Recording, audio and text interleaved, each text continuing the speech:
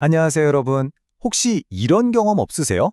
정말 큰 은혜를 받고 모든 게 해결된 것 같았는데 금세 또 잊어버리고 다시 흔들리는 경험 말이에요. 오늘은 바로 시편 105편을 통해서요.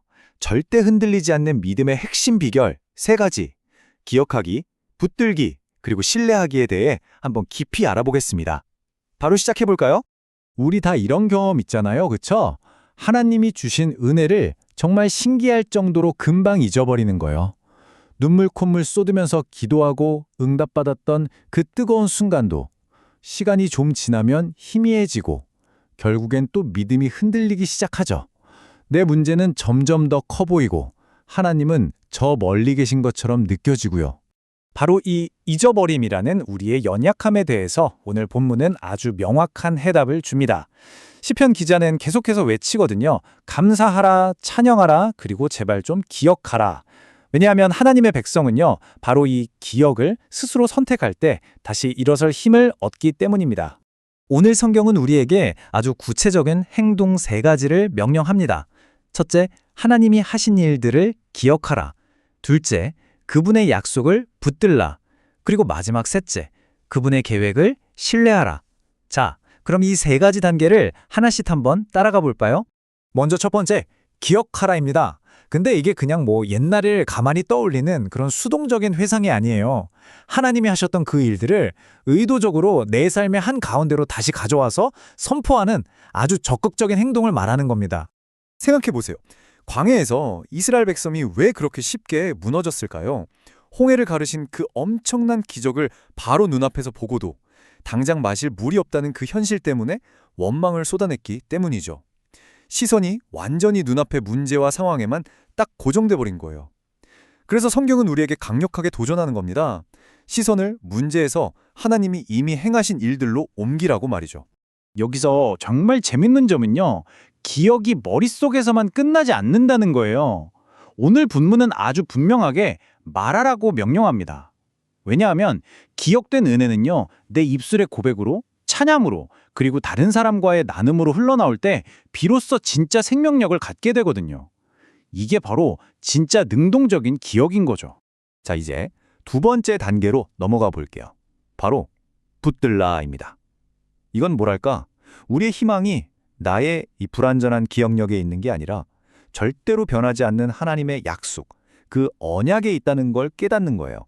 핵심은 바로 이거예요. 우리는 잊어도 하나님은 절대로 잊지 않으신다는 사실. 이게 정말 중요합니다.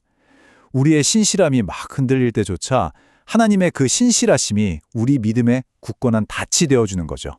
하나님은 아브라함과 맺으셨던 그 약속을 영원히 심지어 천대에 이르기까지 기억하신다고 말씀하세요.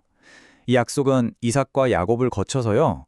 오늘을 살아가는 바로 우리에게까지 이어지는 정말 시간을 초월한 약속인 겁니다. 이스라엘 백성, 사실 그때는 수가 굉장히 적었고 힘없는 나그네 신세로 떠돌았어요. 결코 강한 민족이 아니었죠. 하지만 하나님은 그들을 지키셨습니다. 왜일까요? 그들이 특별하거나 강해서가 아니었어요. 오직 하나님께서 당신의 그 약속에 신실하셨기 때문입니다. 이게 바로 은혜고 우리가 믿는 복음의 기초인 거죠. 자, 드디어 마지막 세 번째, 신뢰하라입니다. 시편 기자는 바로 요셉의 이야기를 통해서 이 고난 속에서도 일하시는 하나님의 그 놀라운 계획, 우리가 보통 섭리라고 부르는 것을 아주 생생하게 보여줍니다. 끔찍한 기근이 닥쳤을 때 성경은 하나님이 한 사람을 먼저 보내셨다고 기록합니다. 그가 바로 요셉이죠. 하지만 하나님이 보내신 그의 길은 우리가 흔히 상상하는 그런 영광의 길이 전혀 아니었습니다. 요셉은 형제들한테 팔려서 노예가 됐고 발은 착고에 몸은 쇠사슬에 묶였습니다. 겉으로만 보면 이건 완전히 실패하고 버려진 인생처럼 보였죠. 아마 하나님 도대체 왜 저한테 이런 일이 일어나는 겁니까? 라고 절규했을 거예요. 그런데요, 성경은 이 고통의 시간을 정말 놀랍게 해석합니다. 하나님의 말씀이 이루어질 때까지 그 말씀이 오히려 요셉을 정금같이 단련시켰다는 거예요. 이건 버려진 게 아니라 하나님의 깊은 뜻이 담긴 연단의 과정이었던 거죠. 여기서 우리가 붙잡아야 할 가장 중요한 포인트는 이겁니다. 요셉에게 닥친 그 고난은 인생의 실패가 아니었어요. 그를 이집트의 총리로 세워서 수많은 생명을 구원하시려는 하나님의 아주 치밀한 준비 과정이었던 겁니다. 혹시 여러분도 지금 이해할 수 없는 시간을 보내고 계신다면 어쩌면 그게 바로 하나님의 준비 과정일 수 있습니다.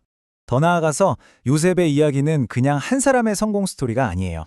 아무 죄 없이 팔리고 고난당했지만 결국 많은 사람을 살리는 구원자가 된 그의 삶은 맞습니다. 장차 오실 예수 그리스도의 그림자인 거죠. 십자가의 그 끔찍한 고난을 통해서 온 인류를 구원하신 예수님의 사역을 미리 보여주는 거예요. 자, 오늘 내용 한번 정리해 볼까요?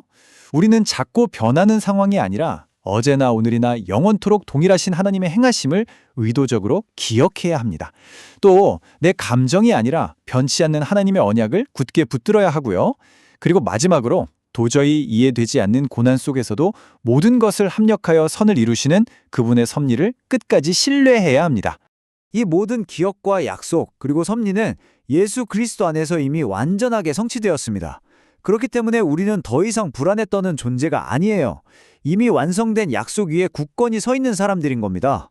마지막으로 스스로에게 이 질문에 한번 던져보면 좋겠습니다.